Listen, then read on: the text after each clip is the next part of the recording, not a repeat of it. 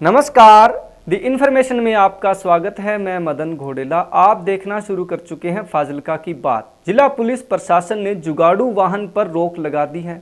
इस बारे में बाकायदा पूरे जिले में अनाउंसमेंट करवा करके कहा जा रहा है कि जो भी इस जुगाड़ू वाहन को प्रयोग करेगा उसके खिलाफ कानूनी कार्रवाई की जाएगी।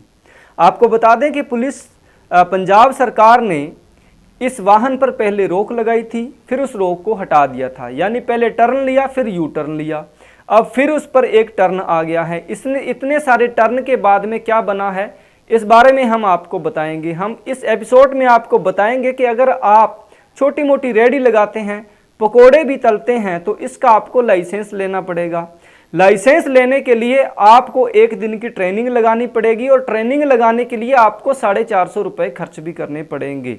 इसकी डिटेल देंगे हम आपको, और हम आपको डिटेल देंगे 3500 लीटर पकड़ी गई लाहन की, जिसके बारे में पंजाब के लोक गायक गुरदास मान जी ने कहा था, अपना पंजाब होवे घर दी शराब होवे, मंजे उत्ते बैठा जट बनिया नवाब होवे। खबरों में आगे बढ़ने से पहले आपसे विनती है कि चैनल को सब्सक्राइब कर लें तथा बेल आइकॉन को दबा लें, ताकि इस चैनल पर बनने वाली ऐसी ही वीडियो की नोटिफिकेशन आप तक पहुंचती रहें। तो शुरू करते हैं खबरें डिटेल से। दोस्तों, मोटरसाइकिल के पिछले हिस्से को काट करके उसके साथ ट्रॉली जोड़ करके बनाया गया जुगाड़ू वाहन फाजिल्का जिले में बैन कर दिया गया है। इसके लिए जिला प्रशासन ने पिछले 2 दिन से पूरी बुनियादी करवाई है पूरे जिले में, तथा बुनियादी करवा करके ये कहा है कि जो भी इस वाहन का प्रयोग करेंगे अथवा उसके खिलाफ कार्रवाई की जाएगी अथवा उसका वाहन जब्त कर लिया जाएगा। इस बुनियादी में हालांकि ट्रैफिक यातायात नियमों के बारे में बताया गया है तथा दुकानदारों को भी चेताया गया है कि अगर आपका सामान सड़क पर बिखरा मिला, सड़क पर सजाया मिला, तो उस सामान को नगर कौंसिल की सहायता से उठा लिया जाएगा। नाल ही बनती सख्त कानूनी कार्रवाई भी की जाएगी। जिन्होंने लोगों ने मोटरसाइकिल वालियां ट्रालियां या पीटर रेड़े बनवाए हुए हैं जो कि गैर कानूनी हैं, उन्होंने सख्त हदायत की जा रही है। जेकर कोई भी शहर के विच गैर कानूनी व्हीकल चलाउंदा पाया गया तो पुलिस प्रशासन के वल्लों उन्हां दे विरुद्ध सख्त कानूनी कार्रवाई की जाएगी।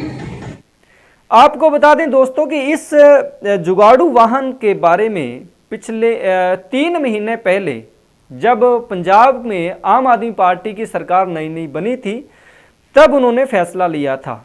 बात यह थी कि नई सरकार पर पंजाब में छोटा हाथी यूनियन, पिकअप यूनियनों ने दबाव बनाया था कि हजारों की संख्या में पंजाब में चल रहे इन जुगाड़ू वाहनों को बंद कर दिया जाए। पंजाब सरकार ने आनन फानन में ये फैसला लिया तथा 18 अप्रैल 2022 को additional director general of police ने एक लेटर निकाली, जिसमें कहा गया कि पंजाब एवं Haryana high court, supreme court द्वारा ये जुगाड़ू वाहन बैन है। यानी मोटरसाइकिल को मॉडिफाई करके ट्रॉली जोड़ने वाला वाहन बैन कर दिया गया है, क्योंकि इसके कारण पंजाब में अलग अलग जगहों पर दुर्घटनाएं हो रही हैं। इसके बाद में फिर ये जुगाड़ू वाहन वाले रेहड़ी वाले सड़कों पर उतरे तथा खूब प्रदर्शन किया। इसके बाद में पंजाब सरकार की नींद टूटी तथा मुख्यमंत्री भगवंत मान ने उच्च स्तरीय एक मीटिंग ली, जिसमें पंजाब के ट्रैफिक इंचार्ज, एडीजीपी, इसके अलावा पंजाब के ट्रांसपोर्ट मंत्री भी मौजूद रहे। तो फैसला किया गया कि इस ऑर्डर को वापस लिया जाए। ਜਿਹੜਾ ਇੱਕ ਰੇੜੀ ਵਾਲਾ ਇਸ਼ੂ ਤੁਸੀਂ ਦੇਖਿਆ ਕਾਫੀ ਚੱਲਦਾ ਪਿਆ ਸੀ, ਜਿਹਦੇ ਕਰਕੇ ਕਹਿ ਰਿਹਾ ਗਿਆ ਸੀ ਕਿ ਜਿਹੜੀ ਜਗਾੜ ਜਿਹਨੂੰ ਕਿਹਾ ਜਾਂਦਾ, ਜਗਾੜ ਵੀ ਕਹਿੰਦੇ, ਮੋਟਰਸਾਈਕਲ ਦੇ ਪਿੱਛੇ ਰੇੜੀਆਂ ਬੰਨੀਆਂ ਸੀ, ਉਹਦੇ ਉੱਤੇ ਕਾਫੀ ਲੋਕੀ ਪੰਜਾਬ ਦੇ ਉਸ ਦੇ ਉੱਤੇ ਕੰਮ ਕਰ ਰਹੇ ਸੀਗੇ। ਔਰ ਟਰਾਂਸਪੋਰਟ ਡਿਪਾਰਟਮੈਂਟ ਨੇ ਕੱਲ ਇੱਕ ਫੈਸਲਾ ਲਿੱਤਾ ਸੀ, ਮਾਨ ਸਾਹਿਬ ਨੇ ਉਹਨੂੰ ਰੀਕਨਸੀਡਰ ਕੀਤਾ ਔਰ ਉਸ ਫੈਸਲੇ ਨੂੰ ਰੀਕਨਸੀਡਰ ਕਰਕੇ ਮਾਨ ਸਾਹਿਬ ਨੇ ਕਿਹਾ ਕਿ ਅਸੀਂ ਇੰਪਲੋਇਮੈਂਟ ਜਨਰੇਟ ਕਰਨ ਵਾਲੀ ਸਰਕਾਰ ਹਾਂ। ਜੇ ਲੋਕਾਂ ਦੀਆਂ ਕੋਈ ਵੀ ਇਹੋ ਜਿਹੀਆਂ ਪ੍ਰੋਬਲਮਸ ਹੈਗੀਆਂ ਜਿਹਦੇ ਕਰਕੇ EMPLOYMENT ਖਤਮ ਹੋਊਗੀ, ਅਸੀਂ ਇਹੋ ਜਿਹੇ ਫੈਸਲਿਆਂ ਨੂੰ ਨਹੀਂ ਕਰਾਂਗੇ ਔਰ ਇਹਨਾਂ ਨੂੰ ਅਗਰ ਲੋੜ ਪਏਗੀ ਰਿਵਰਸ ਵੀ ਕਰਾਂਗੇ।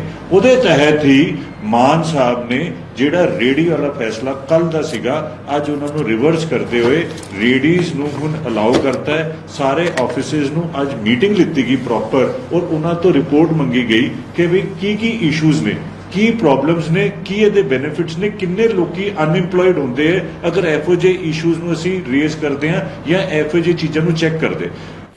फिर 24 अप्रैल को यानी 6 दिन बाद में ही उन्हीं एडीजीपी ने एक और लेटर जारी किया, और लेटर ये जारी किया जिस स्क्रीन पर आपको दिखा रहे हैं, जिसमें कहा गया कि इस वाहन को हालांकि पंजाब एवं हरियाणा हाई कोर्ट द्वारा बैन किया गया है तथा मोटर व्हीकल एक्ट में किसी भी वाहन को मॉडिफाई नहीं किया जा सकता, इसलिए यह गैर कानूनी है। फिर भी इसके खिलाफ जो प्रैक्टिस की जा रही थी बैन करने की, बंद करने की, चालान करने की, उसको एक बार रोक दिया गया है, रोका जा रहा है। तो 3 महीने बाद में फिर अब जिला प्रशासन हरकत में आया है। इसके पीछे का कारण ये है कि पिछले कोई करीब 10 दिन पहले फाजिलका में छोटा हाथी यूनियन ने भी प्रदर्शन किया था। उनका यह आरोप था कि इन जुगाड़ू वाहनों के कारण उनका काम प्रभावित हो रहा है, यानी छोटा रेहड़ी वाले गरीब व्यक्ति के कारण उन पिकअप वाहनों तथा छोटा हाथी जो जिनके वाहन बड़े हैं उनका काम प्रभावित हो रहा है, इसलिए इस पर बैन लगा दिया जाए। अब मुझे नहीं पता कि जिला प्रशासन ने दबाव में ये फैसला लिया है या फिर यातायात को देखते हुए फैसला लिया है। अगर दुर्घटनाओं का सवाल है तो मैं ये कहता हूं कि हवाई जहाज से लेकर के सबसे छोटे वाहन साइकिल तक कौन सा वाहन दुर्घटनाग्रस्त नहीं होता है। ये तो एक बहाना है। दूसरा ये है कि सुप्रीम कोर्ट एवं हाई कोर्ट का फैसला अहमियत रखता है, लेकिन आप ये देखिए कि कौन से वाहन को मॉडिफाई नहीं किया गया है। ट्रक से कैंटर बना और कैंटर से फिर छोटा पिकअप बनी और पिकअप से छोटा हाथी बना। छोटे हाथी से भी अब एक वाहन आगे बना है जो 3 व्हीलर के पिछले हिस्से को हटा करके टेम्पू पर हटा करके उस पर एक ढांचा जोड़ दिया गया है, उसको भी तो मान्यता दी गई है। मेरी ये पंजाब सरकार से ये अपील है कि इस वाहन को बैन करने की बजाय इसको मान्यता दी जाए तथा इसमें जरूरी मॉडिफिकेशन जो है, जरूरी सेफ्टी नियम है, वो उसको प्रयोग किया जाए, इसकी रजिस्ट्रेशन की जाए। वैसे भी जितने मोटरसाइकिल इसमें प्रयोग हो रहे हैं उनकी रजिस्ट्रेशन होती है तथा इनको चलाने के लिए बाकायदा जैसे 3 व्हीलर चलाने के लिए लाइसेंस दिया जाता है, इसी तरह से इसको चलाने के लिए भी 3 व्हीलर का लाइसेंस दिया जाना चाहिए। इसकी बाकायदा ट्रेनिंग भी हो सकती है। ऐसा करने से पंजाब के हजारों की संख्या में छोटा ये जो जुगाड़ू वाहन चलाने वाले लोग हैं, गरीब लोग हैं, मजदूर वर्ग है, उनका रोजगार बना रहेगा। दोस्तों ये जुगाड़ू वाहन वाले कोई गैर कानूनी काम नहीं कर रहे हैं, वो पूरा दिन मेहनत करते हैं क्योंकि उनके पास इतना सरमाया नहीं होता तथा आर्थिक रूप से इतने सुदृढ़ शायद वो नहीं होते हैं कि वो बड़े वाहन खरीद सकें या फिर लोन लेकर के खरीद सकें। इसलिए वो एक छोटा उनका कारोबार है तथा वो किसी तरह से गुजारा करता है। यह कोई लाखों का कारोबार नहीं है उनका।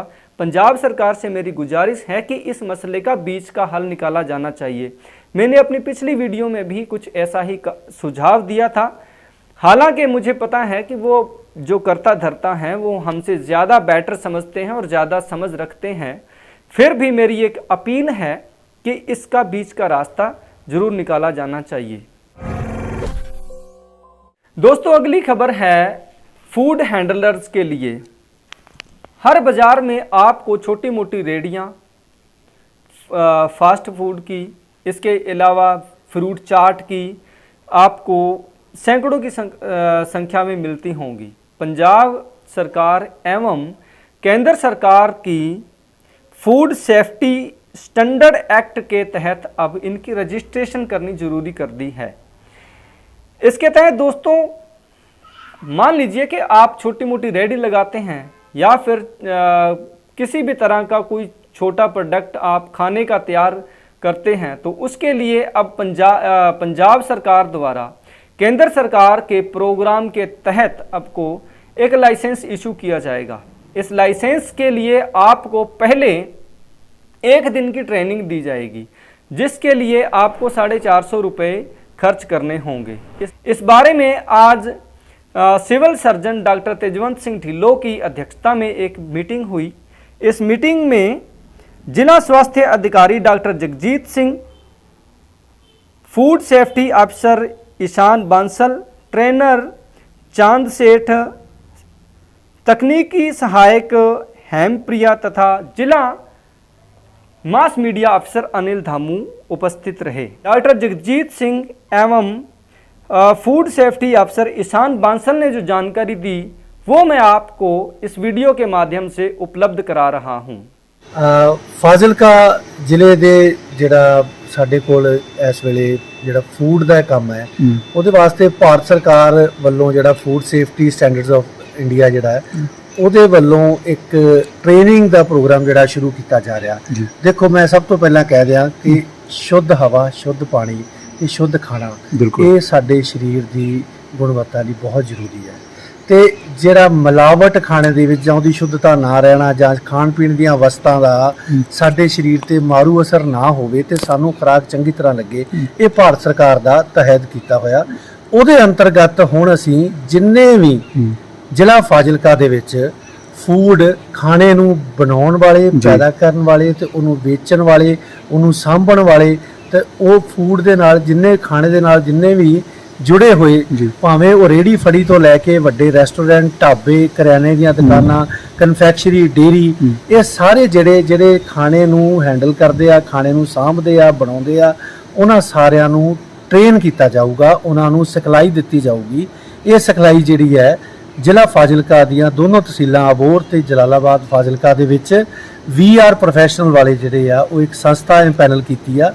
ਉਹ ਇਹਨਾਂ ਫੂਡ ਦੇ ਹੈਂਡਲਿੰਗ ਵਾਲੀਆਂ ਸੰਸਥਾਵਾਂ ਕੋਲੋਂ ਨਿਰਧਾਰਿਤ ਜਿਹੜੀ ਆ ਭਾਰਤ ਸਰਕਾਰ ਵੱਲੋਂ ਫੀਸ ਲੈ ਕੇ ਉਹਨਾਂ ਦੇ ਮੈਂਬਰ ਨੂੰ 40 ਮੈਂਬਰ ਦਾ ਬੈਚ ਬਣਾ ਕੇ ਉਹਨਾਂ ਨੂੰ ਟ੍ਰੇਨਿੰਗ ਦੇਣਗੇ। ਇਹ ਕਦੋਂ ਤੋਂ ਸ਼ੁਰੂ ਹੋ ਰਹੀ ਹੈ ਆਪਣੇ ਜ਼ਿਲ੍ਹੇ 'ਚ? ਇਹ ਅਸੀਂ ਅੱਜ ਤੋਂ ਹੀ ਜਿਹੜੀ ਇਹਦੀ ਰਜਿਸਟ੍ਰੇਸ਼ਨ ਹੈ, ਜਿਹੜੀ ਇਹਦਾ ਦਾਖਲਾ ਹੈ ਉਹਨਾਂ ਦਾ ਲੈਣਾ ਸ਼ੁਰੂ ਕਰ ਦਿੱਤਾ ਹੈ। ਠੀਕ ਹੈ। ਤੇ ਅਸੀਂ ਹਰ ਸੰਸਥਾ ਦੇ ਵਿੱਚ ਹਰ ਜਿਹੜੀ ਖਾਣਾ ਢਾਬਾ ਰੇਹੜੀ ਵਾਲੇ ਕੋਲ ਜਾ ਕੇ ਉਹਨਾਂ ਕੋਲੋਂ ਰਜਿਸਟ੍ਰੇਸ਼ਨ ਜਿਹੜੀ ਉਹਨਾਂ ਦੀ ਕਰਾਂਗੇ ਤੇ ਤਕਰੀਬਨ ਅਗਲੇ ਹਫਤੇ ਦੇ ਵਿੱਚ 3 ਬੈਚ 40 ਦੇ ਚਲਾ ਕੇ ਇਹ ਟ੍ਰੇਨਿੰਗ ਲਗਾਤਾਰ ਚੱਲੇਗੀ ਜਦੋਂ ਤੱਕ ਕਿ ਸਾਡੇ ਕੋਲ ਜੋ 4500 ਤੋਂ ਵੱਧ ਰਜਿਸਟ੍ਰੇਸ਼ਨ ਹੈਗੀਆਂ ਨੇ ਉਹਨਾਂ ਸਾਰਿਆਂ ਨੂੰ ਅਸੀਂ ਵੱਧ ਤੋਂ ਵੱਧ ਨੂੰ ਟ੍ਰੇਨ ਨਹੀਂ ਕਰ ਲਈਏ। ਮਤਲਬ ਸਾਡਾ ਲਕਸ਼ ਹੈ ਜ਼ਿਲ੍ਹਾ ਫਾਜ਼ਿਲਕਾ ਦੇ ਜਿੰਨੇ ਵੀ ਫੂਡ ਹੈਂਡਲਰ ਹੈ ਉਹਨਾਂ ਨੂੰ ਟ੍ਰੇਨਡ ਕਰਨਾ। ਬਿਲਕੁਲ ਔਰ ਜਦੋਂ ਤੱਕ ਨਹੀਂ ਹੁੰਦਾ ਇਹ ਲਗਾਤਾਰ ਚੱਲਦਾ ਰਹੇਗਾ ਤੇ ਇਹਦਾ ਜਿਹੜਾ ਮਕਸਦ ਹੈ, ਮੇਨ ਮਕਸਦ ਹੈ, ਦੇਖੋ ਅਗਰ ਖਾਣੇ ਦੀ ਸ਼ੁੱਧਤਾ ਬਣਾ ਕੇ ਰੱਖਣੀ ਆ ਤੇ ਘੱਟੋ ਘੱਟ ਜਿਹੜੇ ਉਹਨੂੰ ਬਣਾ ਰਹੇ ਆ ਉਹਨਾਂ ਨੂੰ ਪਤਾ ਤਾਂ ਹੋਣਾ ਚਾਹੀਦਾ ਨਾ ਕਿ ਕਿੱਥੇ ਜਿਹੜੀ ਆ ਚੀਜ਼ ਨੂੰ ਸਹੀ ਨਹੀਂ ਕਰ ਰਹੇ। ਹੋ ਸਕਦਾ ਕੋਈ ਜਿਹੜਾ ਮੈਨੂਫੈਕਚਰਿੰਗ ਵਾਲਾ, ਕੋਈ ਬਣਾਉਣ ਵਾਲਾ ਜਾਂ ਸਾਂਭਣ ਵਾਲਾ ਉਹ ਆਪਣੇ ਵੱਲੋਂ ਬਹੁਤ ਵਧੀਆ ਕਰਦਾ ਹੋਵੇ। ਮਸਲਨ ਅਗਰ ਕੋਈ ਨੌਨ ਵੈਜ ਜਾਂ ਵੈਜ ਬਣਾਉਂਦਾ ਤੇ ਹੋ ਸਕਦਾ ਉਹ ਵਧੀਆ ਬਣਾਉਂਦਾ ਹੋਵੇ, ਉਹਨੂੰ ਅਲੱਗ ਨਾ ਰੱਖ ਰਿਹਾ ਹੋਵੇ। ਛੋਟੀਆਂ ਗੱਲਾਂ ਬਿਲਕੁਲ ਬਹੁਤ ਵੱਡਾ ਮਸਲਾ ਹੈ। ਇਸੇ ਤਰ੍ਹਾਂ ਜਿੱਦਾਂ ਹੁਣ ਇਹ ਜਿਹੜਾ ਖਾਣਾ ਬਣਾ ਰਿਹਾ ਹੈ ਉਹ ਆਪਣੇ ਵਾਲਾਂ ਨੂੰ ਢੱਕ ਕੇ ਨਹੀਂ ਰੱਖਦਾ ਤੇ ਉਹ ਭਾਵੇਂ ਜਿੰਨਾ ਮਰਜ਼ੀ ਅੱਛਾ ਕਰ ਰਿਹਾ ਤੇ ਉਹਦੇ ਵਿੱਚ ਜਿਹੜੀ ਆ ਅਸ਼ੁੱਧਤਾ ਹੋਣ ਦੀ, ਕਈ ਵਾਰ ਹੱਥਾਂ 'ਚ ਗਲਵਜ਼ ਹੀ ਨਹੀਂ ਪਾਏ ਹੁੰਦੇ ਜਿਵੇਂ। ਬਿਲਕੁਲ ਇਸ ਤਰ੍ਹਾਂ ਦੀਆਂ ਜਿਹੜੀਆਂ ਛੋਟੀਆਂ ਗੱਲਾਂ ਦੱਸ ਕੇ ਖਾਣੇ ਦੇ ਸਹੀ ਤਾਪਮਾਨ, ਉਹਦੀ ਸਹੀ ਰੱਖ रखाव, वो सारी चीज़ां ਜਿਹੜੀਆਂ ਉਹਨਾਂ ਨੂੰ ਸਮਝਾਈਆਂ ਜਾਣਗੀਆਂ। दोस्तों अब बात करते हैं जलालाबाद में पकड़ी गई 3500 लीटर लाहन की। ये जलालाबाद के गांव टिवाना में पकड़ी गई थी। पुलिस प्रशासन द्वारा यहाँ ड्रग्स के खिलाफ, नशे के खिलाफ एक अभियान चलाया गया था जिसकी जांच चल रही थी। इसी दौरान उनको जानकारी मिली कि गांव टिवाना के पुराने पड़े छप्पड़ में जो पानी से भरा हुआ था उसमें लाहन दबाई गई है। फिर पुलिस प्रशासन ने आबकारी डिपार्टमेंट के साथ मिलकर के ये कार्रवाई करी तो 3500 लीटर लाहन बरामद की है।